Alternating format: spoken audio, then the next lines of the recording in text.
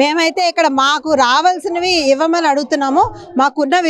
మాకున్న ఏవైతే ఆ శాలరీ అవనివ్వండి, ఇన్సెంటివ్ అవనివ్వండి, లేదా మా వర్కింగ్ అవర్స్ అవనివ్వండి, సాధారణంగా ఉండే వాటిని ఇంకా మాకు అభ్యంతరకరంగా మార్చి మాకు జరగాల్సిన న్యాయాన్ని మాత్రమే మేము అడుగుతున్నాము. ప్రభుత్వాన్ని మేము ఎక్కువగా ఏది డిమాండ్ చేయట్లేదు. మేము శాలరీ పెంచాలని కానీ, లేదా మాకు ఉన్న పరిస్థితుల్లో ప్రతి విషయాన్ని మాకున్నదాన్ని సరిపోవట్లేదని అసంతృప్తికరమైతే మేమేం కలిగి ఉండలేదు. కానీ ముఖ్యంగా ఆడవాళ్ళమైన మేము ఇక్కడికి రావడానికి అంత దూరాల నుంచి మేము ఎందుకు వచ్చామంటే 8 PM FRS అండి.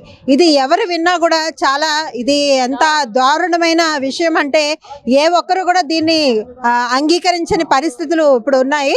ఆడవాళ్ళు ఇక్కడ దగ్గర నియర్లీ 8,900 పైగా ఆడవాళ్ళు ఇక్కడ CHOలుగా వర్క్ చేస్తున్నారు ఈ ఆంధ్రప్రదేశ్ ప్రభుత్వంలో.